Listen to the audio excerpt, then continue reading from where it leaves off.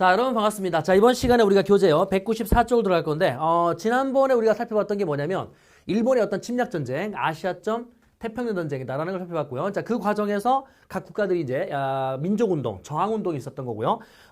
개항 이후에, 근대 사상과 어떤 문물, 이런 것들이 어떤 게 도입됐느냐. 여기까지 해서 이제 마무리가 됐고, 이제 완전한 현대사로 들어가는데요. 교재 194쪽. 자, 일본이 이제 패망을 합니다. 그러면, 일본의 침략전쟁 막바지에, 중일전쟁과 그 다음에 2차 대전과 태평양 전쟁은 다 맞물려 있는 겁니다. 어쨌든 그러면 일본이 패망하기 바로 직전에 일본의 패망 직전에 국제사회는 나름대로 평화를 위한 노력을 하는데 첫 번째 간다라면 대서양 헌장이라는 게 있어요. 자, 대서양 헌장. 요거는 동아시아 자체에서는 매우 중요하진 않지만 세계사에서는 되게 중요하거든요. 어떤 거냐면 이 대서양 헌장이 발표된 시점이 1941년 8월이라는 겁니다. 8월인데 미국이요. 2차 세계대전에 직접 참전해서 이제 태평양 전쟁이 시작되잖아요. 그 시점이 언제냐면 12월 달이거든요. 언제? 41년 12월 달. 그러니까 여기에 있는 이 대서양 헌장은 미국이란 나라가 몇 차 대전에? 2차 세계대전에 직접 참전하기 전이다라는 거 참고로 봐두시고요. 여기에 미국이 이제 참전할 겁니다. 그럼 미국이 참전하게 되는 계기는 일본의 진주만 기습. 이 시점이 좀 전에 말씀드렸던 것처럼 41년 12월 달이었었다는 거죠. 아무튼요. 그럼 전쟁이 이제 막 진행이 되는데 그 와중에 뭡니까? 미드웨이 해전 42년도. 그 다음에 과달카날 해전. 그 과달카날 해전이 43년도인데 미드웨이 해전과 과달카날 해전에서 결국 미국이 승리하게 됐고 일본은 태평양 쪽에서 밀리기 시작합니다. 누구한테? 미국한테. 그래서 그 일본이요. 이 동남아시아에 있는 국가들한테 호소하는 겁니다. 뭐라고요? 나 일본과 함께 손을 잡고 뭉치는 게 어떠니? 서양의 세력을 함께 막아보자 라고 이제 회의를 열었죠. 그게 대동아 공영회의. 그 대동아 공영회의가 43년도 이제 말에 열린단 말입니다. 그죠? 이 회의의 소식을 듣고 열강들이 야 쪽발이가 회의 열었대. 우리도 대책을 논의해볼까? 라고 열었었던 게 뭐냐? 이게 바로 카이로 회담이라는 겁니다. 이 카이로 회담은 일본의 대동아 공영회의에 대한 대책을 논의하기 위한 회담입니다. 그러면 카이로 회담에서는 어느 나라의 문제를? 일본 문제를 논의한 겁니다. 그래서 일본의 문제를 논의했는데 일본을 문제를 논의했는데 당시에 이 카이로 회담의 참여 주체가 누구냐면 미국, 영국, 중국이거든요. 그때 중국의 장제스가 야 그러면 일본을 우리가 어떻게 할 건데 밟아버릴 건데 이 일본 문제를 논의할 때 한국은 어떡하지? 일본이 가지고 있던 식민지는 어떻게 할까? 그거 독립시키면 되지. 그래서 우리 한국사 입장에서는 카이로 회담이 그렇죠. 바로 한국의 독립을 최초로 약속했다. 그러니까 우리나라의 독립 문제를 논의하기 위해서 열린 건 아니에요. 일본 문제를 논의하기 위해서 열렸는데 그 과정에서 이제 우리나라의 독립이 약속이 됐었다는 거죠. 물론 즉각 독립은 아닙니다. 아무튼 카이로 회담. 자, 그다음에 얄타 회담이라는 게 열리게 되는데 이 얄타 회담 같은 경우는 1945년도 미국, 영국, 소련이 이제 참여했었던 건데 소련이 대일전에 참전을 약속했었던 소련의 대일전 참전을 약속했었던 그런 회담이 바로 얄타 회담입니다. 실제 참전을 할 겁니다. 네 번째 간다라면 포츠담 회담이라는 게 열리게 되는데 이 포츠담 회담 같은 경우는 1945년 미국, 영국, 중국 나중에 소련이 합류해요. 그래서 미영, 중소인데 여기 있는 이 카이로 회담, 이 회담의 내용을 뭐 했다? 재확인한 겁니다. 그래서 카이로 회담의 내용을 재확인했다? 그러면 당연히 어느 나라 문제를 논의한 겁니까? 일본 문제를 논의한 거죠. 그래서 우리 한국사에서는 뭐라고 얘기합니까? 한국의 독립을 재확인했다. 이렇게 이제 표현할 겁니다. 그러면서 카이로 회담을 재확인하면서 뭐라고 했냐면 일본에 무조건 항복을 요구했었던 거죠. 이런 무조건 항복을 요구했는데 일본이 거절합니다. 거절하니까 결국 여기에 히로시마. 히로시마의 8월 6일. 그리고 나가사키. 이 나가사키의 8월 9일. 각각 원자폭탄이 투하가 됐고, 요 사이 8월 8일 날, 소련이 대일전에 참전을 하게 됩니다. 소련도 참전했었다는 거 참고로 가두시고요.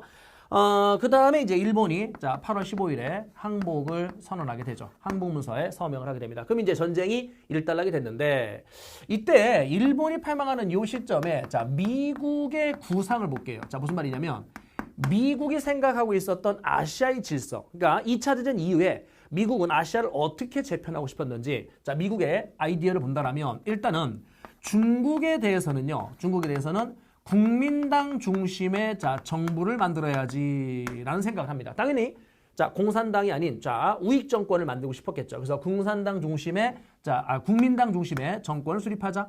자, 그다음에 일본에 대해서는 어떤 구상을 했냐면 일본에 대해서는 민주개혁을 단행하자. 민주개혁. 그래서 나중에 평화헌법이라는 헌법이 여기서 이제 만들어지게 됩니다. 자, 그다음에 우리 한국에 대한 이야기를 이야기할 건데 한국에 대해서는 신탁 통치를 하자라고 자, 미국이 구상을 하고 있었던 겁니다. 이건 미국의 아이디어고요. 물론 이게 다 성공하지 못해요. 여기 있는 이 신탁 통치도 결국 실행되지 못했고 민주개혁도 중간에 중단이 되고 국민당은 결국은 패배하고 공산당 중심의 정부가 돼버리거든요. 그래서 전부 다 실패하긴 했지만 어쨌든 미국의 생각은 이랬다. 그럼 소련은요? 소련은 마찬가지로 자기에게 유리한 정권을 만들기 위해서 그러니까 계속 사회주의, 좌익 세력들을 이제 확산시키는 그런 움직임을 보이게 됩니다. 아무튼요, 이런 구상 속에서 우리는 어디를 먼저 볼 거냐면 미국을 먼저 볼 겁니다. 아니야, 중국을 먼저 볼 겁니다. 중국이 항상 뼈라고 그랬으니까. 그러면 중국에 대한 이야기를 했었을 때 미국이 중재를 해가지고요. 미국이 중재를 해서 무슨 협정이라는 게 체결되냐면 쌍십협정이라는 게 체결됩니다. 그럼 쌍십협정은 1945년 10월 10날이겠죠. 그죠? 쌍십협정. 내용은 어떤 거냐면 너희들 함께 국공합작으로 싸웠는데 자 고생했고 너희들끼리 또 싸우면 안 되니까 자 사이좋게 너희들의 통일된 정부를 만들어라. 뭐 이런 내용입니다. 그래서 교재 195쪽. 195쪽에 가면은 쌍십협정에 대한 내용이 나와 있을 겁니다. 자 누가 중재했다고요? 자 미국의 중재가 있었다. 이렇게 확인하시고 국민당과 공산당이 어디에서? 충칭해서. 됐죠? 그래서 이걸 우리는 다른 말로 충칭협상이라고도 이야기를 합니다. 그런데 공산당 대장정 기억나시나요? 다시 한번 이야기하면 여기에 중화민국이 들어섰습니다. 이 중화민국 같은 경우는 무슨 혁명으로? 신해혁명으로. 그래서 신해혁명으로 중화민국이 들어섰고 위안스카이가 총통이 아닌 황제체제를 부활하려는 그런 시도를 합니다. 그래서 야 그건 아니지 라고 저항하기 위해서 민중들을 계몽하자라는 운동이 펼쳐지는데 그 운동을 우리는 신문화운동이라고 하죠. 그럼 신문화운동을 통해서 나름의 의식성장이 이루어지게 됐고 불합리한 것들에 대해서 저항을 합니다. 그게 바로 무슨 운동입니까? 오사운동이죠. 그럼 오사운동에 나름대로 성과를 거둬왔나요? 거둬왔죠. 당시 베이징 군벌정부가 파리 강화조약에서 서명을 거부한단 말입니다. 그래서 나름의 성과를 가져왔어. 그래서 목소리를 내야 되는구나. 정당이 만들어졌죠. 국민당과 공산당. 자, 그들이요. 합작, 내전, 합내 이러시면 된다고 그랬죠. 합내. 요게 1924년에 1차 국공합작. 요게 1937년에 2차 국공합작인데 지금 우리는 요걸 볼 거거든요. 요걸 볼 건데 요 내전이 자 1946년에서부터 1949년까지 내전입니다. 내전. 그러면 요 당시를 한번 떠올려 볼게요. 이게 뭡니까, 여러분들? 이게 공산당 대장정이죠. 아하. 자, 공산당 대장정이라는 게 1차 국공 내전인 건데 요 시점이 34년부터 36년까지예요. 자, 그럼 34년에서 36년까지인데 국민당의 탄압을 피해서 강남의 루이진에서 어디까지? 화북지방의 예난이라는 동네까지 올라가게 되는데 이 수십만 킬로미터를 이동을 하면서 엄청난 병력 손실이 나타나게 됩니다. 그래서 여기 있는 공산당의 병력을 우리가 100이라 한다면 그중에 90% 이상이 다 여기서 소멸돼요. 그러니까 10%만 남은 겁니다. 그 10%만 남은 그 공산당과 함께 손을 잡아서 2차 국공합작으로 일본에게 저항을 했고 전쟁이 다 끝난 다음에 쌍십협정을 체결했는데 국민당이 가만히 바라보니까 자기가 아쉬울 게 없는 겁니다. 왜냐면은 이 군사력이라든지 세력으로 우리가 이야기한다면 이게 게임이 안 되는 거거든요. 아까 대장정 때 이 공산당 아이들은 거의 소멸 직전까지 갔었던 거거든요. 근데 그들과 우리가 대등하게 정부를 만든다? 야, 얘 내가 그럴 필요 없지. 내가 너무 아쉬운 소리 할 필요 없잖아. 라고 하게 된 거죠. 그래서 결국 이 쌍십협정을 누가 파기하게 되냐면 국민당이 파기합니다.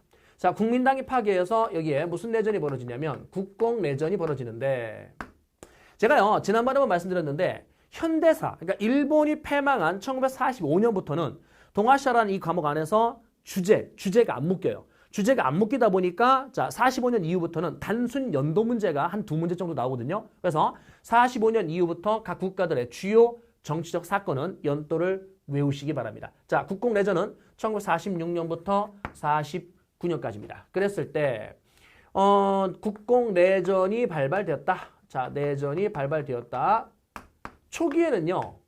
국민당이 당연히 우세합니다.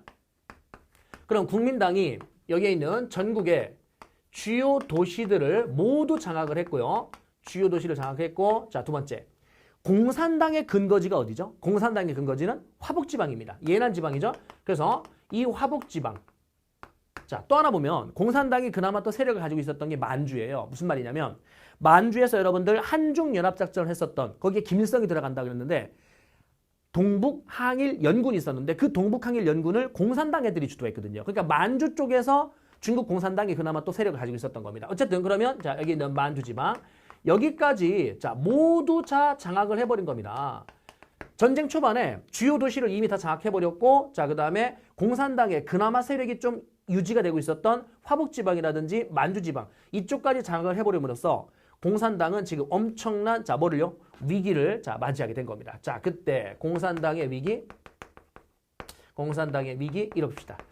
자, 농촌 외곽으로 밀렸습니다. 그러면 농촌의 외곽으로 완전하게 지금 밀린 상태에서 곧 붕괴 직전인데 야, 이런 위기 상황에서 오히려 위기를요 기회로 만들어냅니다. 뭐냐면 공산당 대정장 때도 그랬거든요. 대장장에서 엄청난 시련을 겪으면서 피난을 떠날 때 자, 바쁜 농사철이 되면 시골에 있는 농민들을 막 도와줘요. 도와주고 어떻게 곡식을 약탈하고 막 식량을 뺏는 게 아니라 오히려 그들을 도와주고 자, 식량을 함께 얻어먹고 이런 식으로 이동을 했었던 거거든요. 그러니까 농촌에서는 이 농민들한테 이 공산당에 대한 이미지 자체가 아주 깔끔하게 심어진 것입니다. 그래, 여기서 똑같이 농촌 외곽으로 이렇게 밀렸는데 전쟁을 위한 뭐 식량이나 이런 걸 약탈하는 게 아니라 오히려 어떻게 돼요? 그들을 도우면서 야, 내가 너희를 도와줄게. 그리고 토지를 분배해줄게. 자, 이걸 약속한 겁니다. 자, 토지 분배에 대한 약속을 한 거예요. 그러니까 농민들의 입장에서는 야, 드디어 내 토지를 가질 수 있겠군. 중국 같은 경우는요.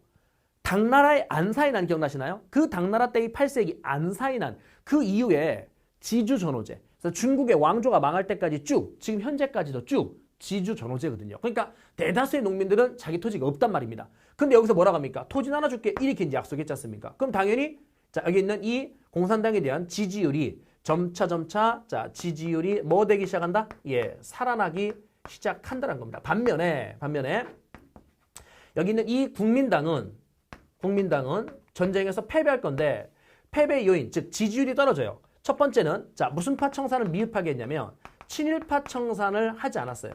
자, 친일파 청산이 뭐였다? 미흡했다. 그러니까 우리나라에도 친일파가 있었듯이 중국에도 친일파가 또 있었던 거죠. 그래서 그러한 친일파 청산에 대한 정산이 미흡했다는 거고 두 번째 간다면 관료들의 자, 부정과 부패. 자, 관료들의 자, 부정과 부패. 이게 뭔 말이냐면 미국이 당시에 지원하거든요. 국공내전에서 자, 국민당 중심의 정부를 만들겠다라고 이미 아이디어를 가지고 있었잖아요. 그래서 국민당을 계속 도와주는데 이 국민당 아이들이 초반에 전쟁에서 완전하게 이제 주도권을 이렇게 쥐었어요. 주도권을 쥐면서 야, 전쟁 끝났는데 뭐 라고 하면서 미국이 지원해주는 각종 전쟁 비용을 전쟁에 자, 다 몰입해서 써야 되는데 그렇지 않았다는 거죠. 예를 들어서 뭐 1억을 지원해줬으면 그 중에 자, 1,000만 원 정도만 쓰고 나머지 9천만 원은 관료들이 중간에 자, 다 돈을 착복해 먹은 겁니다. 자, 그런 부정과 부패가 뭐 된 거예요? 적발된 겁니다. 그러니까 이제 국민들의 입장에서는 실망을 한 거죠. 민중들의 입장에서는. 세 번째, 여기에 또 하나 어떤 게 있었냐면 관료들의 부정과 부패. 자, 여기 화폐 남발이 있었는데 화폐가 남발됐었을 때 전쟁 비용을 마련하겠다라고 화폐를 남발합니다. 그럼 결국 어떤 현상이 벌어지냐면 이런 현상이 벌어지겠죠. 물가가 폭등을 합니다. 그럼 물가가 이렇게 폭등을 했을 때 농촌에 있는 사람들이야 채소나 이런 걸 농사 지어서 그냥 수확해서 먹으면 되는데 도시에 사는 사람들, 특히 도시에 많은 빈민들. 근데 주요 도시를 다 누가 장악하고 있었어요? 국민당이 장악했잖아요.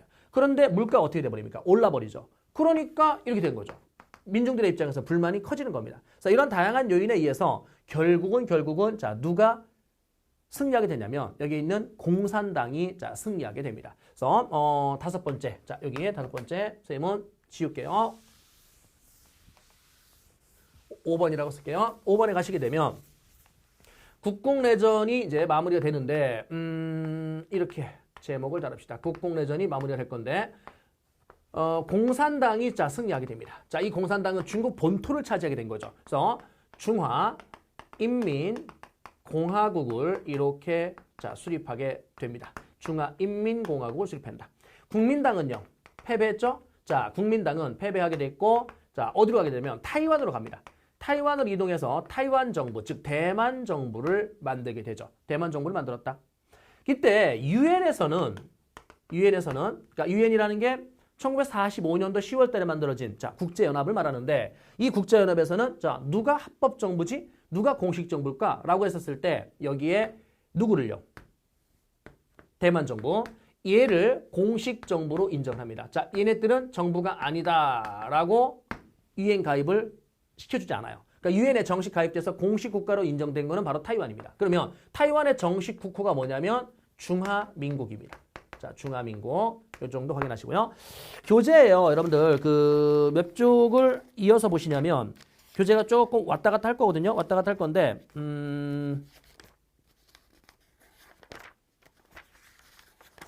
없네요. 자, 잠깐만요. 자, 쭉 넘어가셔서 오케이. 자, 여기에 페이지는 215쪽. 자, 215쪽에 가면 페이지 자, 215쪽에 가게 되면 누구에 대한 이야기가 나오냐면 국민당, 타이완 정부에 대한 이야기가 나와요. 이것도 시험에 나오거든요. 그래서 여러분들 자, 확인해야 되는데 그러면 여기다 쓸게요. 얘네들은 자, 국민당을 중심으로 해서 계엄령이라는 게 이제 실시가 될 건데 계엄령을 통한 국민당의 장기 집권이 시작됩니다. 국민당의 자, 장기 집권이 시작되었다. 계엄령이라는 건 여러분들 국가가 이제 군대를 동원하여서 민간을 자, 통제하는 자, 이게 이제 계엄령이라 한다라면 계엄령 지금요 중국 본토를 누가 다 차지했습니까? 공산당이 다 차지했잖아요. 그죠? 그러니까 이들과의 싸움에서 아직 싸움이 끝난 게 아니다라고 얘들은 보는 거죠. 그러니까 여기 있는 이들이 언제든지 또 다시 침략해올 수 있기 때문에 자, 그런 유사시를 대비해서 계엄령이라는 거를 자, 이렇게 내리게 됩니다. 그러니까 계엄의 명분인 거죠. 아무튼요. 그럼 계엄령을 통한 이제 국민당의 장기 집권이 이루어지는데 두 번째 끊임없는 자, 민주화 운동이라는 게 벌어져요. 왜 국민당 1당, 자, 국민당 1당의 자, 독재. 사실은 다당제로 가야 되는 거거든요. 그러니까 정당이 여러 개가 있어서 어떻게 돼요? 서로가 자, 선의의 경쟁을 하고 국민들의 지지를 받아서 자, 이제 정권이 바뀌고 자, 정권을 새롭게 만들고 이렇게 돼야 되는데 계엄령이라는 걸 통해서 국민당이 지금 장기 집권을 하고 있어요. 언제부터입니까, 그러면? 요때부터인 거거든요. 49년부터. 그죠? 국공내전이 끝나는 시점이 49년이니까. 그러니까 49년부터 국민당의 장기 집권해서 여기 있는 이 타이완 내부에서는 끊임없는 민주화 운동이 벌어지는데 그 대표적인 사건이 이제 가오숑이라는 도시가 있는데 그 가오숑에서 민주화 운동, 물론 무력 진압합니다. 그래서 가오숑 사건이라는 것도 있다. 이런 민주화 운동이 계속 진행이 되어서 결국은 계엄령을 자, 뭐 시키냐면 해제시키는데 성공을 합니다. 그럼 언제 해제되느냐? 1987년도에 해제가 된답니다. 요 연도를 여러분들이 외우셔야 됩니다. 요 연도를 외우셔야 되는데 1987년도 7월 달이거든요. 그래서 어떤 일이 있었냐면 우리나라에 6월 민주항쟁이라는 게 있었어요. 자, 대한민국의 6월 민주항쟁이 언제입니까? 1987년이거든요. 그럼 1987년도에 이 6월 민주항쟁에서 대통령을 뭐로 가자? 직선제로 가자. 라고 하면서 우리가 민주화 운동을 요구했고 결국 당시에 여당이 2월 29일 6.29 선언이라는 걸 통해서 직선제를 수용합니다. 그게 결국은 지금 현행헌법이라고 할 수 있는 구차 개헌이 이때 이제 이루어지게 되는데 이게 6월 29일 6.29 선언을 통해 수용됐잖아요. 이거의 자극을 받은 겁니다. 이거의 자극을 받아서 이들의 민주화 운동이 한층 더 고조가 된 거죠. 그래서 결국은 계엄령 해제에 성공을 합니다. 우리가 영향을 이렇게 끼쳤다라고 참고로 봐두시기 바라고요. 아무튼 계엄령은 해제된대요. 그 뒤에요. 헌법이 개헌이 될 건데 이 헌법이 개헌이 되어서 총통 직선제가 이제 개헌이 됩니다. 총통 직선제. 그래서 이 총통 직선제의 개헌이 이루어졌고 96년도에 자, 선거를 하거든요. 그러니까 이게 94년도에 개헌이 됐고 96년도에 선거를 하는데 거기에서는 정권이 바뀌지 않아요. 정권이 바뀌지 않았고 그럼 4년 뒤 자, 총통의 임기가 4년이기 때문에 4년 뒤 2000년도에 자, 정권이 드디어 자, 교체가 됩니다. 정권이 교체되는데 정권 교체 민진당. 이 민진당이란 정당의 천수이벤이 자, 당선이 되는데 이 시점이 언제냐면 2000년입니다. 그럼 2000년도에 민진당의 천수이벤이 당선되어서 결국은 자, 정권이 교체됐고 중임까지 하거든요. 그러니까 2004년도에 한 번 더 당선돼요. 그래서 2000년도, 2004년도 자, 천수이벤이 집권했다가 2008년도에 자, 여기에 있는 이 천수이벤이 구속이 됩니다. 자, 구속이 되는데 불법 정치 자금을 이제 형성을 했고 그거를 해외로 몰래 빼돌리다가 그래서 불법 정치 자금 해외 밀반출 혐의. 자, 이것 때문에 이제 결국은 구속이 돼요. 그래서 구속이 됐고 다시 이제 국민당의 정권이 또 이어지게 되는데 정권이요. 자, 여러 번 바뀌었는데 그 바뀌는 일련의 과정을 다 묻진 않아요. 그러니까 첫 번째 바뀐 것만 물어보거든요. 그래서 얘네들은 계엄령을 통한 장기 집권을 했다. 자, 구간 잡으실게요. 자, 이때 요 연도 하나 외우시고요. 계엄령 해제됐습니다. 해제된 이후에 총통 직선제 헌법 개헌이 됐고 그거에 기반을 두고 정권이 바뀐 시점 2000년도. 자, 오케이. 타이완에서는 연도 두 개만 외우시면 됩니다. 알겠죠? 1987년하고 그 다음에 여기 있는 2000년 두 개의 연도를 외워두시고요. 자, 이제 우리는 누구로 갈 거냐면 얘네로 갈 겁니다. 중화인민공화국. 여러분 타이완의 정식 명칭은 뭐라고요? 중화민국입니다. 됐죠? 중화민국. 여기는 중화인민공화국입니다. 자, 이제 중화인민공화국을 살펴보면 자, 마오쩌둥이 이제 주석의 자리에 올라오게 되고요. 여기에서 자, 뭐 하게 되냐면 마오쩌둥의 자, 집권. 자, 이렇게요. 토지 개혁을 단행을 합니다. 토지 개혁을 단행을 하는데 자, 지주들의 땅을 무상으로 뺏어서 농민들에게 무상으로 분배해 줍니다. 그래서 토지 개혁이 약속을 지켰네요. 그죠? 무상으로 몰수해서 무상으로 분배했다. 자, 여기에 일본과 한국은요. 자, 일본과 한국은 농지개혁이라고 합니다. 자, 일본과 한국은 농지개혁이라고 했고 북한과 중국은 토지개혁입니다. 그러면 얘들은 농경지를 포함한 모든 토지를 개혁한 거고 여기 있는 한국과 일본은 농사 짓는 땅, 농경지만 개혁한 겁니다. 그리고 여기 있는 일본과 한국은 유상으로 정부가 사들여서 이걸 다시 유상으로 농민들에게 대파는 방식입니다. 그래서 농지개혁 그리고 유상. 반면에 중국과 북한 같은 경우는 자, 토지개혁이고 자, 무상몰수, 무상분배입니다. 그래서 농민들에게 토지를 분배했다라는 거. 갑시다. 이번에는요, 여러분들 교재를 어디를 연결하냐면 212쪽에서 214쪽. 자, 페이지 212쪽에서 214페이지까지 연결지어서 중화인민공화국에 대한 이야기를 자, 살펴볼 수 있도록 하겠습니다. 자, 이쪽 가십시오. 첫 번째는요, 뭐가 나오냐면, 대약진운동이라는 게 나오는데, 여기다 이거 먼저 써줘야 되겠네요. 자, 여기를 지우고요. 1차 경제개발 5개년 계획이라는 걸 단행하는데, 1차 경제개발 5개년 계획이라는 거를 자, 시행하게 되는데, 요 1차 경제개발 5개년 계획, 요걸 하기 위해서 어떤 걸 만들었냐면, 합작사라는 기구를 만든대요. 합작사가 뭔데요? 이 합작사는 1953년도에 자, 설치된 농촌 공동체 조직. 자, 말이 어렵습니다. 자, 그럼 이렇게 가세요. 무슨 농장을 관리하기 위한? 집단 농장을 자, 관리하기 위한. 다시금 아까 농민들한테 토지를 줬는데 그 토지를 이제 어떻게 돼요? 요거는 사유재산을 인정한 거잖아요. 토지를 줬으니까. 그런데 다시금 그거를 무슨 농장으로 전환시키기 시작하는 거예요? 집단 농장. 즉 공산화를 시도하고 있는 거죠. 그래서 집단 농장으로 이렇게 전환시키기 위한 목적으로 합작사라는 걸 설치했고 자, 이과에 바로 1차 경제개발 5개년 계획입니다. 그럼 1차 경제개발 5개년 계획은 당연히 연도가 1953년이겠죠. 1차가 있었다면 몇 차도 있었겠습니까? 2차도 있었겠죠. 요거를요, 우리는 다른 말로 이렇게 표현한답니다.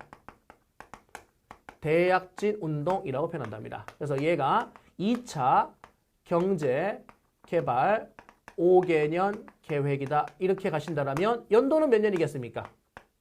여기다가 5년을 더하면 되겠죠? 자, 1958년도입니다. 여러분들은 어떤 연도를 외우시냐면 여기 있는 1958년 요 연도를 외우시면 됩니다.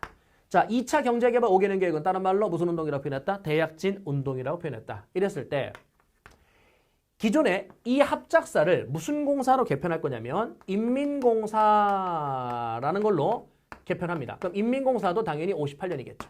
합작사의 이름이 바뀐 겁니다. 무슨 공사로요? 인민공사로.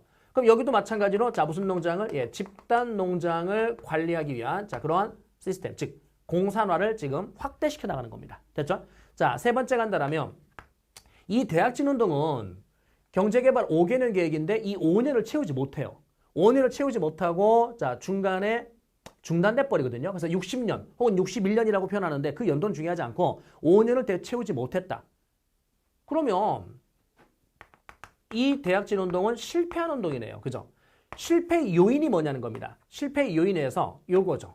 무리한 집단화.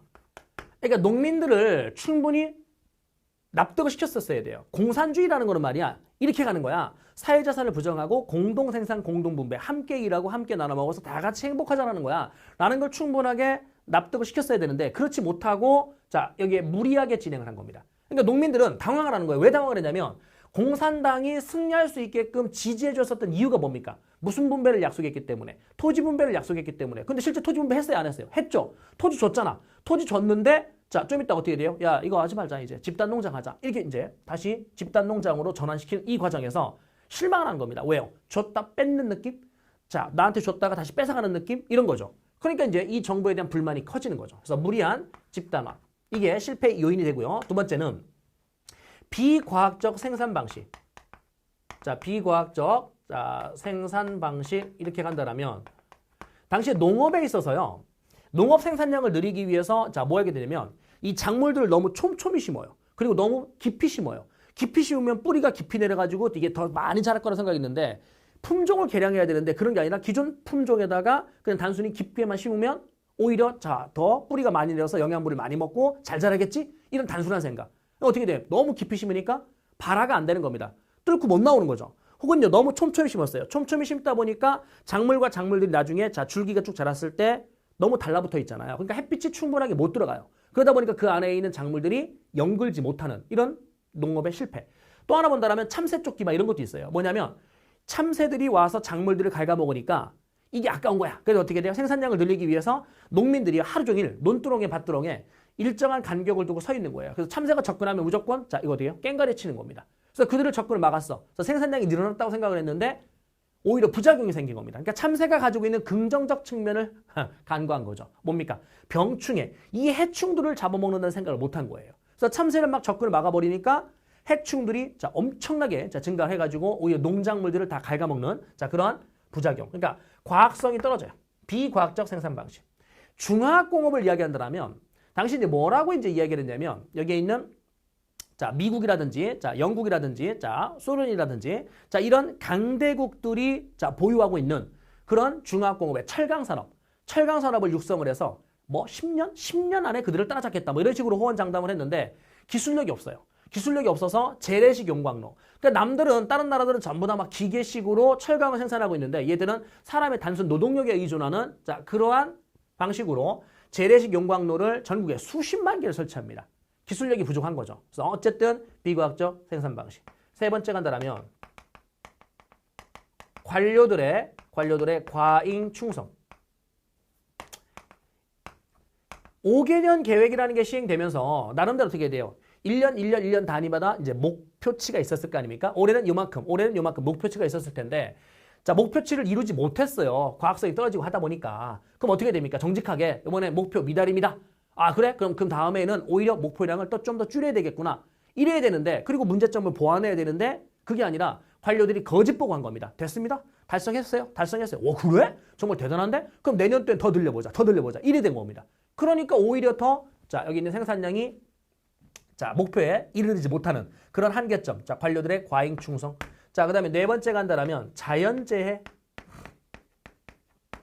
다섯 번째 간다라면 자 소련의 원조 중단이 나타나는데 소련의 자 원조 중단 어떤 일이 있었냐면요 소련의 후르시초프 이 소련의 후르시초프가 1956년도에 평화공존선언 그러면 지금 이게 58년이니까 대학진운동 바로 전이네요. 56년도에 평화공존선언이라는 걸 발표했는데 내용이 어떤 거냐면 미국이라는 이 자유시장 경제를 옹호하는 이들 세력과 그냥 평화롭게 공존하자. 서로 싸우지 말고 너희들 체제가 잘났어? 그럼 우리 체제가 잘났어. 네 체제, 우리 체제 가자. 그냥 서로 싸워서 서로를 죽이려 하지 말고 자 여기에 서로가 평화를 위해자면서 공존하자. 뭐 이런 주장을 해요. 그랬더니 사회주의 국가인 자 소련이 이런 주장을 했었을 때 여기 있는 중국에서 뭐라고 하냐면 어이 장난하십니까? 사회주의의 기본 이념은 여기 있는 부르주아를 타도해야 되는 거 아닙니까? 부르주아를 타도하고 공산화를 가야 되는 건데 뭐? 부르주아 계급 이들과 공존하겠다고요? 야 이거 변질됐네 라고 하면서 중국과 소련의 갈등이 벌어져요. 그러니까 가장 대표적인 자 사회주의 국가인 소련과 중국에서 내부적 이념 갈등이 생긴 겁니다. 그러면서 이제 서로가 자 이제 다툼이 시작됐고 국경 문제, 영토 문제로까지 가고 그런 과정에서 야 나 원조 안 해줄 거야 이렇게 돼버려요. 그러니까 이들의 원조 중단. 이게 이제 실패의 요인이 돼버립니다. 그래서 실패의 요인 자 이쪽을 여러분들이 이해하시면 되고요. 이 운동을 주도한 게 누굽니까? 마오쩌둥이죠. 그래서 결국 이 운동이 실패한 이후에 자 마오쩌둥은 정치에서 실각을 합니다. 그럼 정치에서 내려놓습니다. 내려왔을 때 이번에 실용주의 노선을 추구하는 누가 집권할 거냐면 덩샤오핑 자 그 다음에 류샤오치 덩샤오핑과 류샤오치가 이제 실용주의 노선을 추구했다. 내용은 어떤 거냐면 이런 겁니다. 아까 실패 요인 중에 하나가 이거지 않습니까? 무리한 집단화. 그러니까 민중들에게 충분하게 납득을 시키지 못했다 이런 거잖아요. 그럼 어떻게 돼? 자 민중들에게 공산주의라는 게 이런 거고 원리는 이렇고 다 같이 행복한 거야 라는 걸 설득시키면서 가자라는 거야. 그러니까 급하게 가지 말자라는 거죠. 점진적 공산화를 자 지금 추구하고 있는 거죠. 자 이게 이제 덩샤오핑과 류샤오치. 그런데 이번에는 문화대혁명이라는 사건이 이제 벌어질 건데 이 문화대혁명 연도 꼭 외우셔야 됩니다. 1966년에서 1976년까지 딱 10년간이네요. 그죠? 그래서 앞에 58년도에 대약진운동 이거 하나만 외우면 되죠? 왜냐면 이거 하나만 알면 여기다가 인민공사 연도 따로 외울 필요 없잖아요. 이거 하면서 인민공사가 만들어진 거니까. 근데 인민공사의 전신이 뭐예요? 합작사잖아요. 합작사가 자 몇 차 경제개발 5개년 1차 경제개발 5개년 그럼 53년을 따로 외울 필요 없이 몇 차만 정확하게 외우면 2차 경제개발 5개년만 정확한 연도를 이것만 외우면 거기서 5년을 빼면 합작사라든지 이거의 연도는 여러분들이 자연스럽게 끌어낼 수 있겠죠. 그러니까 58년도 이것만 기억하시고요. 자 이제 문화대혁명은 66에 76. 자 66, 76. 66에 76. 66, 36이야. 자 그러면 자 66에 76. 자 이게 문화대혁명인데 마오쩌둥은요. 어떤 생각을 했냐면 실패 요인 자 이런 것들 야 이거는 곁다리야. 실패 요인 이건 의미 없어. 이건 중요하지 않아. 이것 때문에 실패한 게 아니야. 이것 때문에 실패한 게 아니라 이 대약진운동 즉 공산화 운동을 반대하는 새끼들 적극적으로 동참하지 않는 반대 세력들 그들 때문에 실패한 거야. 그러니까 뭐 해야 돼? 반대파들 눌렀어야 돼. 근데 이때 이 반대파를 누를 수 있는 군사적 힘이 없었다고 생각을 한 거예요. 그래서 어떻게 되냐? 자 군사적 힘을 만들자. 그래서 여기 있는 이 마오쩌둥이 뭘 조직하냐면 홍위병이라는 걸 조직해요. 자, 이 홍위병이라는 걸 조직했는데 다시 가면 홍위병을 조직하는데 이 홍위병은 10대에 자 그리고 20대 초반에 어린 학생들을 중심으로 결성된 군사 조직인데 이 홍위병이 쉽게 얘기하면은 자 마오쩌둥의 골수 팬들이야. 그래서 여기 있는 이 홍위병들은 숫자가 4,500만 정도 돼요. 그러니까 우리나라 전체 인구에 맞먹는 그 규모의 어마어마한 군사 조직을 개편을 해가지고 반대파들을 대대적으로 자 숙청을 해버리는 거예요. 자 혁명의 자 반대파들을 자 전부 다 뭐 한다? 숙청을 합니다. 자 반대파들을 숙청했고 여기에 자유시장 경제를 부정할 겁니다. 자 시장 경제를 자 부정을 하고요. 네 번째 간다라면 자 중국의 전통 문화. 중국의 자 전통 문화를 여기서 전부 다 파괴시켜버립니다. 자 중국의 전통 문화를 다 파괴하고 시장 경제를 부정하고 자 완전한 자 무슨 화로 가겠다? 예, 공산화 가겠다. 결국은 공산화에 성공한다? 예, 공산화에 성공을 합니다. 공산화에 성공했다는 얘기는 무슨 재산이 전면 부정된 겁니까? 사유 재산이 자 전면 부정돼 있다 이렇게 볼 수 있겠죠. 사유 재산이 부정돼 있다. 그래서 여러분들 여기에 그 문화대혁명 구간에서 이제 공산화에 완전히 성공을 했는데 마오쩌둥이 집권하고 있는 자 66년에서 76년 요 사이에 정치적으로는 어떤 사건이 있었냐면 이걸 볼게요. 베트남 전쟁이 이제 전개되고 있었는데 그 베트남 전쟁 중에 미국이 참전하거든요. 그래서 베트남 전쟁 우리가 다음 강에서 이제 살펴볼 건데 이 베트남 전쟁에 미국이 참전했는데 당시에 64년도에 미국이 개입해요. 64년도에 개입을 했고 1973년도에 자 미국이 여기서 철수할 건데 베트남 전쟁에서 철수할 건데 68년도에 무슨 일이 있었냐면 구정공세라는 게 있었어요. 구정공세. 이 구정공세는 말 그대로 까치까치 설날 구정 신정할 때 그 구정이에요. 설날이에요. 그래서 이제 여기 있는 이 베트콩들이 미군한테 야 우리 다음 주에 명절인데 설날이거든. 자, 다 같이 서로 쉬는 게 어때? 라고 이제 베트콩들이 제안해요. 그래서 미국이 오케이, 좋아, 그러면 이만큼 쉬자. 라고 서로 이제 약속을 했는데 자, 이게 기만이었었던 거죠. 결국은 어떻게 돼요? 여기에 있는 미군이 방심하고 이제 무기를 내려놓고 있었을 때 자, 그들이 자, 기습 공격을 합니다. 그래서 엄청난 미군에게 타격을 입히죠. 그럼 미군에게 타격을 입힌 게 이제 68년도 구정 공세인데 이걸 기점으로 미국에서는 어떻게 돼요? 반전 여론이 커지게 된 거예요. 그 반전 여론을 의식했었던 당시 미국 대통령 닉슨. 이 닉슨은 안 되겠다. 자, 발 빼야 되겠네. 라는 자, 선언문. 닉슨 독트린이라는 걸 배웠는데 이 닉슨 독트린이 69년입니다. 그러면 nik슨 독트린의 영향으로 가면 자, 베트남 전쟁에서 베트남에서 뭐 하느냐? 철수를 시작합니다. 자, 철수 시작합니다. 그럼 철수 시작했고 완전한 철수가 완료된 시점은 73년입니다. 이때 이제 미국과 베트남 평화협정이라는 게 체결할 거예요. 자, 두 번째 간다라면 이게 중요한데 닉슨이 소련과 자, 중국을 방문할 거고 여기 있는 중국의 자, 무슨 가입이 승인되냐면 유엔 가입이 승인돼요. 자, 이게 1971년도입니다. 중국의 유엔 가입이 승인됐다. 그러니까 중국을 이제 합법적 정부로 보는 거죠. 다시 돌아오면 여기 국공내전에서요. 국공내전에서 1946년에서 1949년까지 국공내전이 있었고 이 국공내전의 결과의 값으로 어떻게 됐습니까? 공산당이 승리했잖아요. 공산당이. 그럼 공산당이 승리했는데 그래서 중화인민공화국이 됐고 국민당은 패배해서 어디로 갔습니까? 타이완으로 가서 대만 정부라는 걸 만들었고 당시에 유엔에서는 누구를 합법정부로? 얘네를 합법정부로. 그러니까 여러분 이 유엔에서요. 주도권을 쥐고 있는 나라가 사실은 미국이거든요. 그러니까 미국이 유엔에서 주도권을 쥐고 있다. 미국은 아직도 이 당시까지 미련을 안 버린 거예요. 그러니까 국공내전에서 국민당이 패배하긴 했지만 자, 국민당 중심의 중국을 다시 건설해야 되겠다라는 의지를 꺾지 않은 거죠. 그래서 얘네를 합법정부로 인정하고 너는 정부가 아니야 라고 국제사회에서 얘네를 인정하지 않았었던 거예요. 자, 근데 지금 이야기하고 있는 베트남 전쟁 중에 닉슨 독트린이 발표되면서 중국의 유엔 가입을 승인했다. 이제는요. 중화인민공화국이 합법정부가 된 거예요. 그래서 중화민국, 즉 타이완 정부는 국가의 존재를 인정받지 못하는. 그래서 여러분들 유엔에 가면은요. 유엔 안에 그러니까 안전보장이사회가 있는데 그 안전보장이사회 줄여서 우리가 안보리라고 하거든요. 그럼 안보리에서 유엔군이라든지 이런 파견을 결정할 건데 상임이사국이 있어요. 그러니까 얘들은 안 바뀌어요.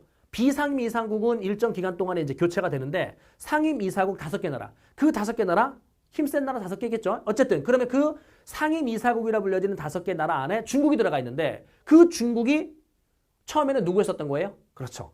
타이완 정부, 즉 중화민국이었었던 거예요. 근데 나중에 자 71년도에 얘들이 유엔 가입에 승인이 되면서 상임이사국이 누구로 바뀌는 겁니까? 중화인민공화국으로 바뀌는 겁니다. 그러니까 얘네를 국제사회에 지금 자 끌어들인 거죠. 세 번째 간다라면 닉슨이요. 자 어디요? 소련과 자 중국을 방문합니다. 다시 자 중국을 자 뭐하게 되었다?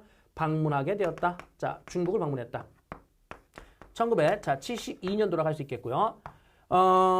연도 2개 체크할까요? 자, 유엔 가입 승인된 시점. 자, 그 다음에 중국 방문한 시점. 자, 별표를 체크하시고. 여기에 중국을 방문했는데 미국과 중국의 국교가 정식으로 수립되진 않아요. 그러니까 국교가 수립된 거는 나중에 79년도에 수립될 거고요. 그건 좀 이따 보여드릴게요. 어쨌든 얘가 중국을 방문했고 요걸 기점으로 해서 중국과 일본이 공동 선언을 발표하고 두 나라가 뭐가 수립되냐면 국교가 이렇게 수립될 거예요. 그럼 두 나라가 국교가 수립되었다. 그럼 중국에는 지금 나라가 몇 개인 겁니까? 2개죠. 나라가 2개인데 얘네들이 지금 누구랑 손을 잡았어요? 일본이 누구랑 손 잡았습니까? 중화인민공화국과 국교를 수립했잖아요. 그래서 결국은 누구와의 국교는 단절되냐면 타이완과의 국교는 단절돼요.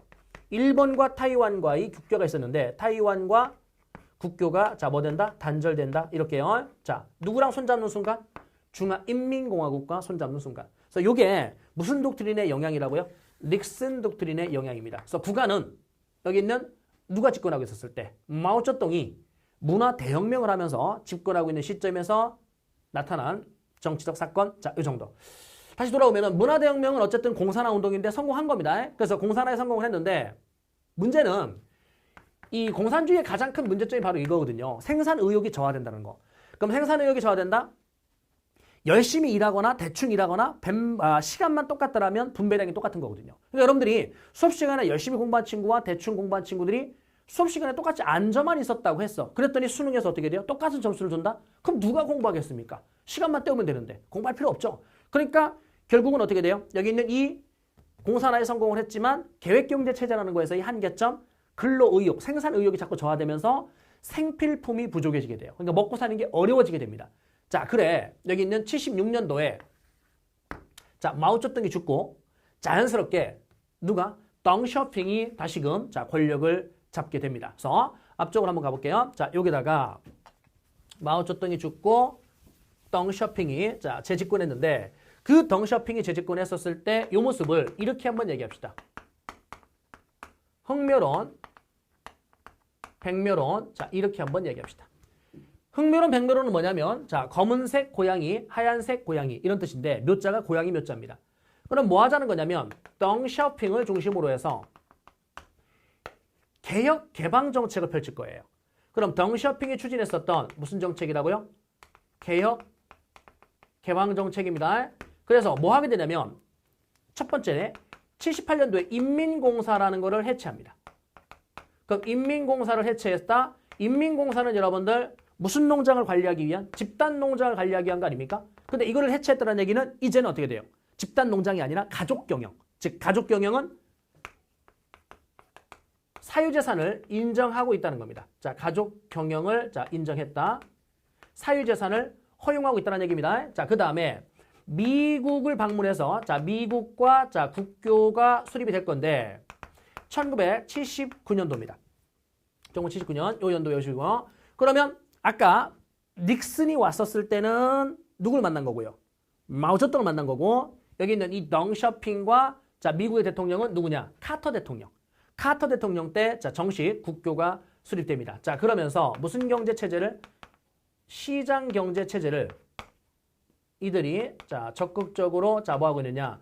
도입하게 되는데 경제특구, 선전이라는 도시가 도시 이름이거든요. 선전이라는 도시에 자, 선전 경제특별구역을 지정을 하고 여기에서는 시장 경제를 수용을 한 겁니다. 그랬다가 이제 선전 외에 주변 지역으로 계속해서 이제 경제특별구역이 확대되고 중국 전역으로 이제 확대가 될 겁니다. 아무튼요, 자, 요게 이제 개혁개방정책, 자, 흑묘론, 백묘론이라고 이야기를 했는데 다섯 번째 간다라면 4대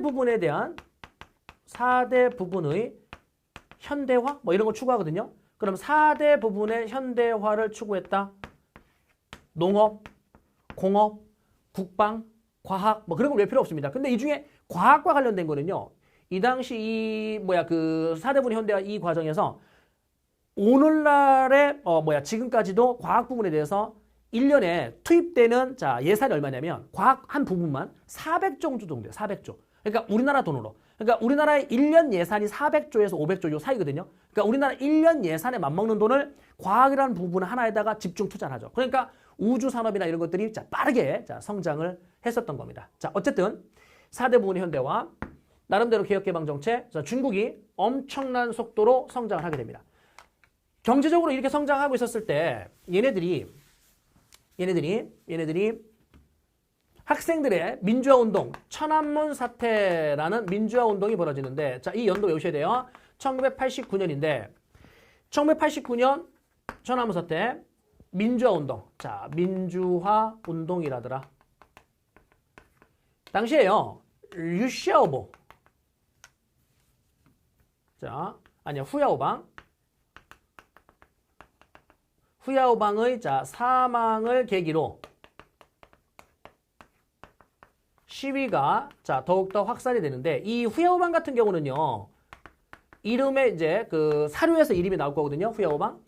공산당 간부입니다. 공산당 간부인데 학생과 지식인들의 민주화 운동, 자 뭐냐면 내용 이런 거죠. 시장 경제를 받아들일 거라면 공산당 일당으로 가지 말자라는 거예요. 공산당의 핵심은 뭐냐면 공산주의, 공산당의 핵심은 사회재산을 부정하고 공동생산, 공동분배인데 아니 지금 시장 경제 다 받아들였잖아요. 그럼 시장 경제 받아들이고 사회재산을 다 인정했는 이 상황이라면 정치에 있어서도 공산당 일당을 하면 안 되죠. 사실 지금까지도 중국과 북한과 베트남은 공산당 일당이에요. 그래서 공산당 일당으로 가지 말고 다당제로 가자. 민주화로 가자. 정치에 있어서도. 시장 경제를 받아들였으면 정치도 민주화로 가자. 이런 겁니다. 그래서 민주화운동이 계속 벌어지고 있는데 이런 것들을 계속 정부는 뭐합니까? 진압을 하죠. 그래서 중국은요. 이 공산당원들이 숫자가 얼마 정도 되냐면 1억 명 정도 돼요. 그러니까 전체 인구의 1억 명 정도가 공산당원들이고 자, 그들이 정치와 경제의 어떤 그 권력들을 전부 다 독점하고 있거든요. 그러니까 자신들의 기득권을 내려놓고 싶지 않은 거예요. 그러니까 민주화운동을 계속 뭐합니까? 진압하고 진압합니다. 자, 그런 과정에서 이 후야오방이 공산당 간부인데 이 민주화운동을 진압해야 될 책임자야. 근데 적극적으로 진압하지 않았었던 거예요. 적극적으로 진압하지 않아서 결국 후야오방이 잘립니다. 잘렸는데 잘리고 나서 얼마 뒤에 갑작스럽게 죽은 거야. 그러니까 후야오방이 갑작스럽게 죽게 되었다. 이때 이 민주화운동을 했었던 학생과 지식인들은 후야오방에 대한 어떤 뭐 예를 들어서 미안함, 고마움. 그러니까 이 후야오방이 어쩌면 속마음에서 우리 민주화운동을 자 어떻게 돼요? 적극적으로 진압하지 않았다는 얘기는 그 마음속에도 어쩌면 민주화에 대한 갈망이 있었어. 라고 얘들이 생각을 하는 거죠. 그래서 이 후야오방의 사망을 계기로 해서 시위가 더욱더 확산이 되는데 당시에 이 시위 확산 자 6월 4일인데 자 6월 4일인데 류샤오보라든지 자 이러한 류샤오보 4인방들이 있었어요. 자 이 류샤오보를 비롯한 민주화 인사들 자 4인방들이 있었는데 자 그들의 6월 4일 자天安문 광장에서의 자 시위 이를天安문 민주화운동.天安문 민주화운동이라 해야 되는데 정말 슬픈 게天安문 사태라고 지금 교과서에서 표현하고 있거든요.天安문 사태. 분명히 이거 민주화운동이거든요. 우리 여러분들 그 뭡니까? 5.18 광주 민주화운동을 아직도 5.18 폭동 뭐 이렇게 이제 5.18 사태 이렇게 폄하하거나 자 잘못 이해하고 있는 사람들이 일부 아주 극소수 있단 말이죠. 아닙니다, 여러분들. 5.18 민주화운동이 없었다라면 지금 현재까지도 우리는 어쩌면 군부 세력들의 어떤 통제에 억눌려 있는 그런 독재 국가에 살고 있을지도 모른다는 겁니다. 그런 5.18 민주화운동이 있었기 때문에 그것이 하나의 걸음 씨앗이 되어서 지금의 이런 민주화된 사회에 살고 있는 거거든요. 중국 보십시오. 5.18 아니 뭐야네요. 천안문 민주화운동인데 천안문 민주화운동이라 표현하지 못해요. 중국 내에서는요. 공산당이 언론을 완전하게 통제하고 있기 때문에 여기 있는 이거 6월 4일 운동 이렇게 하면 검색이 안 나와요. 그래서 얘들이 편법으로 뭐라 하냐면 5월 35일 운동이라고 표현해요. 535 운동. 그러니까 535 이거 시험에 안 나와 이런 거. 중국 내에서는 인터넷이나 이런 것이 다 정부의 통제를 받고 있단 말이야. 그러니까 6월 4일 6.4 민주화 운동 이게 검색하면 아예 검색어에서 막혀버린다니까요. 그래서 걔네들끼리 5월 35일 운동이라고 이렇게 용어를 만들어버린 거죠. 이게 얼마나 슬픈 겁니까? 분명히 민주화 운동인데. 그죠? 아무튼 그러니까 우리는 민주화된 사회에 살고 있습니다. 그러니까 여러분들 5.18 민주화 운동, 5.18 폭동 사태 아닙니다. 알겠죠? 일부 정치인들도 그렇게 잘못 알고 있는데 자 역사의식이 좀 엄청 부족한 것 같아요. 아무튼요. 후야오방 사망을 계기로 시위가 더욱더 확산되었다. 자 그런데 안타깝게도 계엄령을 통해서 자 결국 유혈 진압을 합니다. 이 천안문 사태를 상징하는 사진이 이 천안문 광장 앞에 이제 큰 대로에서 탱크들이 여러 대가 막 밀려오는데 그 탱크를 이제 한 청년이 혼자 맨몸으로 막아내는 장면. 이게 이제 카메라에 잡힌 게 천안문 사태의 상징적 사진이기도 하죠. 그래서 사진 교재에 있을 거니까 나중에 한번 확인하시고요. 문제는요. 요거가 어쨌든 진압이 돼서 여전히 중국은 공산당 일당입니다. 공산당 일당인데 누구의 정치적 입지가 약해지냐면 덩샤오핑의 정치적 입지가 약해져요. 그러니까 덩샤오핑이 이걸 진압했잖아요. 진압한 다음에 계속 버티면 자 결국은 사람들이 또다시 들고 일어날 거란 말이죠. 그래서 덩샤오핑이 여기에서 이제 실각한다 이렇게요. 요거 진압까지는 한 겁니다. 그러고 난 다음에 이제 장점인 됐죠? 자 장점인 자 그다음에 뭐 후진타오, 시진핑 이런 식으로 나오는데 여기는 이제 그 집권자의 순서를 뭐 시험에 나오진 않을 거니까.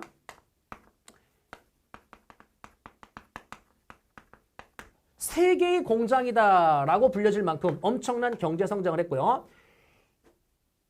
OECD, 자, 여기에 있는 그 세계, 자, 넘버 2, 2위에, 세계 2위의 경제, 자, 대국으로 성장이 되는데, 이 시점이 언제냐면, 자, 2010년도입니다. 그래서 연도 참고로 가두시기 바랍니다. 원래요, 여러분들 그 넘버 1, 자, 미국, 넘버 2, 일본이었었거든요. 그러니까 전 세계 경제 대국의 두 번째가 일본이었었는데, 그 일본이 2010년도에 누구한테? 여기에 있는 중국한테 결국 따라잡혀서 넘버 3, 자, 이쪽으로 밀려나고 있습니다. 아무튼, 자, 경제 대국 성장했다. 뭐 이거의 한계점은 뭔지 아시겠죠? 빈부격차도 커졌고요. 중국은 나중에 양극화 문제가 엄청난 사회 문제가 될 겁니다. 아무튼요, 빈부격차 커졌고요. 또 환경 문제도 있고요. 많은 문제점도 있긴 한데, 자, 세계의 공작이다. 여기에 베이징 올림픽이 있었는데요. 연도상으로는 자, 요 앞인데, 그죠? 베이징 올림픽이 2008년도입니다. 2008년도. 연도 참고로 갈까요? 여러분, 88 서울올림픽은 1988년이에요. 88 서울올림픽은 서울입니다. 자, 그 다음에 도쿄올림픽. 도쿄올림픽은 64년입니다. 자, 도쿄올림픽이 있었다. 아, 그런데 도쿄올림픽이 64년도 있었는데, 이번에 2020년도에 도쿄올림픽이 또 나. 아, 그러면 시험에 이거 나오겠네요. 어떤 거요? 이 도시에 대한 설명을 올바른 건. 자, 도시에 대한 문제를 물어봤을 때 이 도시는 또 한 번의 올림픽을 자, 개최 예정돼 있다라고 나오겠죠. 또 한 번의 올림픽. 그래서 도쿄, 자, 88. 자, 그 다음에 여기 있는 베이징. 이때요. 티베트 쪽들, 티베트의 독립운동이 있었는데, 티베트 독립운동이 있었는데 뭔 말이냐면 우리나라에 자 6월 민주항쟁이 있었잖아요. 6월 민주항쟁이 있었는데 이게 언제냐면 1987년이잖아요. 그럼 1987년 6월 민주항쟁이 있었는데 요거 이후에 그 다음에 88 서울올림픽이 예정돼 있었거든요. 그러면 6월 민주항쟁으로 전국적인 시위가 막 확산되고 있었을 때 국제올림픽위원회 즉 IOC에서요 외교적인 압력이 들어요. 어이 한국, 야 내년도에 니네 올림픽인데 시위가 전국적으로 이렇게 지금 거세게 벌어지고 있으니까 치안이 매우 불안정한 거 아니야? 그럼 치안이 매우 불안정하면 야 막 마라톤 하다가 애들 돌 날라오고 그러면 어떻게 돼? 이거 올림픽 못 하겠는걸? 이렇게 된 겁니다. 이게 외교적인 압력이 들어오죠. 당시에 전두환의 독재 정권은 이 올림픽이라는 거를 한번 성공리에 개최하게 되면 이 나라의 위상을 높일 수 있거든요. 경제적인 어떤 수익도 물론 있겠지만 국가 위상을 전 세계에 알릴 수 있는 그런 절호의 기회야. 그럼 올림픽을 취소하면 안 됩니다. 그죠? 취소하는 것 자체가 또 망신인 거고요. 그래서 어떡하지? 이때 6월 민주항쟁에서만 계엄령을 미실시해요. 계엄령이 시행되지 않아요.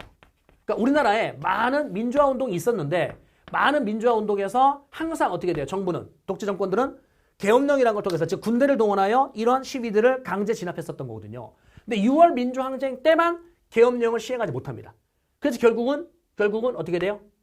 여기에 있는 6월 29일 6.29 선언. 자, 이런 어떤 과정의 현상이 나타난 거고 결과값에서 우리는 스포츠가 정치의 민주화에 기여했다라는 첫 번째 모범 사례가 된 겁니다. 그러니까 우리나라에 이러한 6월 민주항쟁 당시에 자, 계엄령을 시행하지 못했고 결국 직선제 개헌이 됐고 물론 정권을 바꾸지 못했지만 자, 이러한 올림픽 때문에 정치적인 어떤 민주화에 스포츠가 기여했구나. 라는 첫 번째 사례가 됐고 티베트 쪽들이 역사를 좀 공부한 거죠. 야 그래 한국처럼 기회다. 지금 베이징 올림픽 때문에 전 세계가 중국에 대해서 지금 관심을 기울이고 있지 않느냐. 이러한 시점에서 우리가 독립을 요구한다라면 중국도 자 어찌하지 못하지 않을까? 무력을 사용하지 않지 무력 진압하지 하지 않고 결국 우리의 요구가 관철될 수 있지 않을까?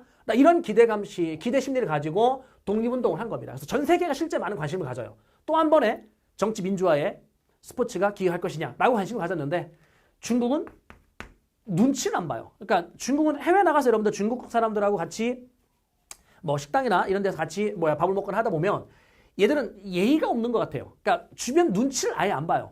주변 눈치를. 그러니까 테이블에 앉아서 밥을 먹다가 한 사람이 이제 음식을 떨어 잠깐 자리를 비우면 거기에 잠시 자리가 비어 있는데도 불구하고 자기 일행이 없고 우리 식구들만 있는데 거기에 막 와가지고 마치 자기 테이블이었느냐 앉아서 자연스럽게. 그래서 우리 여기 테이블이 있는 거다라고 이야기를 해도 말귀를 또 못 알아들어요. 못 알아듣고 끝까지 먹는 모습. 그러니까 어쨌든 낯짝이 두꺼워요. 그러니까 전 세계가 이런 관심을 가졌음에도 불구하고 야 그게 뭔데? 라고 이들을 자 뭐 하느냐? 무력 진압합니다. 자 무력 진압했다. 그러니까 이 중국 같은 경우는요. 50개가 넘는 51개인가 이런 소수민족들이 결합되어 있거든요. 그럼 이런 50개가 넘는 소수민족들이 결합되어 있는데 티베트 쪽들이 자 티베트가 이제 결국 독립해서 빠져나간다라면 다른 소수민족들도 전부 다 나 독립할 거야 그러면은 다 빠져나가거든요. 그럼 중국이 엄청나게 쪼그라든단 말입니다. 그러니까 얘네들을 자 결국 어떻게 돼요? 이를 무력 진압하고 진압하고 여전히 공산당 일당의 자 독재 정권이 이어지고 있다. 보십시오. 교재는 쌤이 다음 강의에서 교재는 봐드리기로 하고요. 여기에 스토리를 보여드리면 맨 처음에 신의 혁명을 통해서 무슨 민국이? 자, 중화민국이 들어섭니다. 그죠? 신의 혁명을 통해서 중화민국이 들어섰고 여기에서 신문화운동이라는 게 펼쳐진다. 신문화운동을 통해서 의식성장이 됐기 때문에 불합리한 것들에 대한 저항을 했다. 오사운동. 그럼 오사운동 이후에 정당이 만들어졌고 여기서부터는 어떻게 공부해라? 함내 이렇게 하면 된다. 1차 국공합작, 1차 내전. 이게 뭐라고요? 공산당 대장정. 요건 2차 국공합작. 그 다음에 요게 자 우리가 알고 있는 국공내전이죠. 그래서 1차, 2차 수식 없이 그냥 국공내전이라 하면 요거 말하는 겁니다. 그럼 요거의 결과의 값으로 어떻게 된 겁니까? 중화인민공화국이 만들어졌죠. 중화인민공화국. 그 다음에 여기는 자 타이완 정부로 자 이렇게 빠져나가고요. 타이완 정부. 그러면 중화인민공화국이 만들어졌을 때 여기는 어떻게 공부하냐면 마오쩌둥, 덩샤오핑, 마오쩌둥, 덩샤오핑, 자 태나무 사태. 자 마덩마덩 텐 이렇게 할게요. 마덩마덩 텐. 무슨 말이냐면 이 마오쩌둥이 1958년도에 그렇죠. 대약진운동. 하지만 그게 어떻게 됩니까? 실패했죠? 그래서 제가 마오쩌둥이 잠시 실각을 했죠? 그때 누가 등장합니까? 덩샤오핑과 류샤오치. 그래서 류샤오치가 더 핵심 멤버이긴 한데 쌤이 이걸 라임을 맞추려고 마덩마덩 라임 맞추려고 이제 덩샤오핑을 먼저 쓴 거니까 류샤오치도 함께 기억하셔야 돼요. 그래서 마오쩌둥 덩샤오핑. 그런데 이 마오쩌둥이 무슨 병을 조직해서? 홍위병을 조직해서 1966년에서 1976년까지 66에 76 뭡니까? 문화 대혁명. 이걸 통해서 공산화에 성공을 하죠. 근데 문제는 공산주의라는 것이 가지고 있는 한계점으로 인해서 생필품이 부족해졌다. 먹고 살기가 어려워지게 됐다. 그래 여기 있는 이 덩샤오핑이 무슨 놈? 흑묘론, 백묘론. 흑묘론, 백묘론으로 자 시장경제를 전면타 수용을 했었을 때 학생들은 공산당 일당 독재로 가지 말자. 왜? 시장경제를 받아들였더라면 정치에 있어서도 민주화로 가자. 라는 시위가 벌어졌는데 그거를 자 유혈 진압했었던 게 바로 1989년도에 무슨 사태? 태난무 사태. 그래서 중화인민공화국이 수립된 이후에는 마덩마덩 텐 됐죠? 마덩마덩 텐. 그 다음에 다시 돌아오시면 그러니까 중화민국 신해혁명으로 중화민국이 들어섰을 때 신문화운동, 오사운동 그 이후에 정당이 만들어졌고 그 정당들이 어떻게 돼요? 함내 이러면 되죠. 그래서 현대사 쪽은요 큰 줄기가 오히려 더 쉬워요. 그래서 제가 나중에 중국의 전체 왕조와 자 여기 있는 현대사까지 한번 연결시켜서 요약 정리하는 자 이런 자 그 채널을 한번 만들어서 보여드릴게요. 그래서 교재는 다음 강의에서 쌤이 연결지어서 마무리를 해드리겠습니다. 네, 고생하셨습니다.